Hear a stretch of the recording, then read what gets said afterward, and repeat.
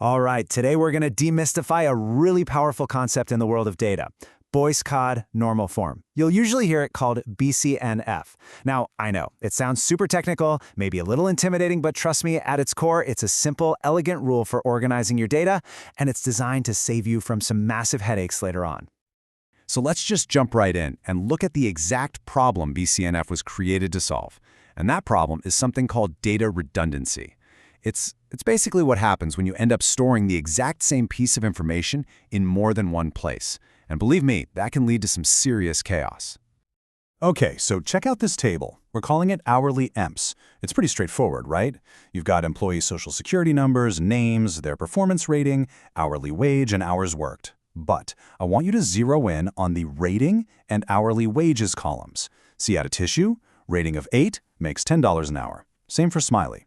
In fact, if you scan down the list, you'll see that every single employee with a rating of 8 makes $10 an hour. So that single fact, that a rating of 8 equals a $10 wage, is repeated over and over and over again. At first glance, you might think, so what? A little repetition isn't a big deal. But really, it's like a ticking time bomb hidden in your data. So let me ask you this. What happens when the company decides, hey, let's give everyone with a rating of 8 a raise? We're going to bump them up to, let's say, $11 an hour. How do you even begin to update that in this table? Well, this is exactly where things start to fall apart. In the database world, we call these problems anomalies. And you've got 3 big ones here. First, the update anomaly. To give that raise, you have to hunt down every single row for every employee with a rating of 8 and change it. Miss just one, and bam, your data is instantly wrong, inconsistent. Then there's the insertion anomaly. What if you want to create a new pay grade? Say rating 9 pays $12 an hour. Well, with this setup, you can't. Not until you actually have an employee with that rating. The fact itself can't exist alone. And maybe the scariest one is the deletion anomaly. Let's say you fire the very last employee who has a rating of 8. The second you delete their row, you completely lose the information about what a rating of 8 even pays. Poof, it's just gone from your system. So, how do we actually fix this mess? Well, the very first step is to pinpoint the exact rule in our data that's causing all this trouble. We need to get really clear on the relationship between these different pieces of information. And this leads us to a really important idea called a functional dependency. It's a fancy term for something we've already noticed, right? It's just a formal way of saying that one piece of info determines another. Basically, if you know A, you automatically know B. No question about it. So, back to our employee table, the functional dependency is staring us right in the face. The rating functionally determines the hourly wages. If I tell you an employee's rating is 8, you can tell me with absolute 100% certainty that their wage is $10. And we have a neat little way of writing this rule down. Rating with an arrow pointing to hourly wages. Okay, so we've found the dependency that's causing the problem.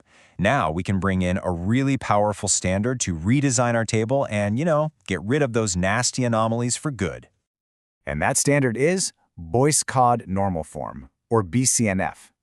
The rule itself is actually pretty simple, but it is very, very strict. Here it is. For a table to be in BCNF, the left-hand side of every single functional dependency has to be a superkey. So what's a superkey? Just think of it as something that can uniquely identify a row, kind of like a primary key. An employee's social security number? That's a key because no 2 employees share one. But is rating a superkey in our table? No way. Lots of employees can have a rating of 8. So because rating determines hourly wages, but rating is not a superkey, our table officially violates BCNF. And this really gets to the heart of why BCNF is such a big deal. There's a great quote from the database expert Raghu Ramakrishnan, who basically says it's the most desirable normal form for getting rid of redundancy. In other words, it's the gold standard. It's the goal. This is the state we want our data to be in. All right, so our table violates BCNF. How do we fix it? We do something called a decomposition. And I know that sounds complicated, but it's really not. It's just a fancy word for splitting our one big, messy table into 2 smaller, much cleaner tables. And the process is super logical. Step 1, you find the dependency that's breaking the rule. We already did that. Its rating determines hourly wages. Step 2, you literally pull that dependency out and give it a brand new table of its own. And finally, step 3, you leave the left-hand side, which is rating in our case, behind in the original table. It's going to act as a link or a bridge between our 2 new tables. Okay, so here's our original table again, with the problem highlighted. Remember, our goal is to split this up.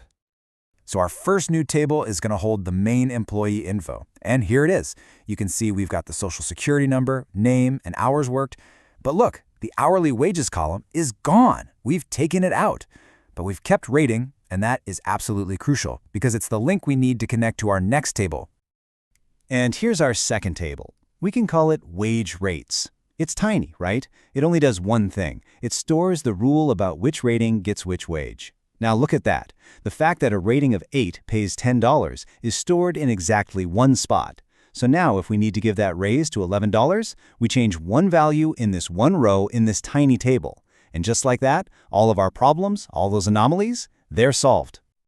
Okay, so splitting up tables like this is obviously incredibly powerful. But like with almost everything in engineering and design, there's a small catch, a trade-off that you need to be aware of. BCNF is the absolute ideal for wiping out redundancy based on these functional dependencies we've been talking about. But by splitting the tables, you can sometimes make other, more complex business rules a little trickier to enforce. For example, what if you had a totally different rule? Something like, an employee's hourly wage can never be more than half of their direct manager's wage. Well, if that data is now spread across a couple of tables, checking that rule just got a little bit harder for the database. So that's the trade-off in a nutshell. On one hand, you achieve the main goal, right? You've eliminated redundancy, you've killed off those update, insertion, and deletion anomalies. That is a massive win for the integrity of your data. The potential downside is that for some of those other, more complex rules, the database might have to work a little harder, maybe join the tables back together just to check on them. It's really a balancing act between having perfectly clean, non-redundant data and the efficiency of enforcing every single rule you can dream up. But look, even with that small trade-off that you might see in some really complex cases, the core principle of BCNF is it's absolutely fundamental for anyone who builds or manages data systems. Yeah, getting your database design into BCNF is not just some academic exercise for a textbook. It's what keeps those weird bugs and phantom inconsistencies from creeping into your system. It's the ultimate guarantee that every single fact lives in one and only one place. And what does that give you? It makes your whole system more reliable, way easier to maintain and update, and ready to scale up without falling apart. It really is the bedrock of a clean, trustworthy data architecture. And that leaves us with a final thought to chew on. This core idea behind BCNF, this whole one fact in one place thing, it's not just for databases. It's a universal design principle. You see it in software engineering with the don't repeat yourself principle. You see it in business with the idea of a single source of truth. So the next time you're building anything, whether it's a simple spreadsheet, a piece of code, or even just organizing a team project, ask yourself that question. Is every single piece of information, every fact, stored in one and only one authoritative place?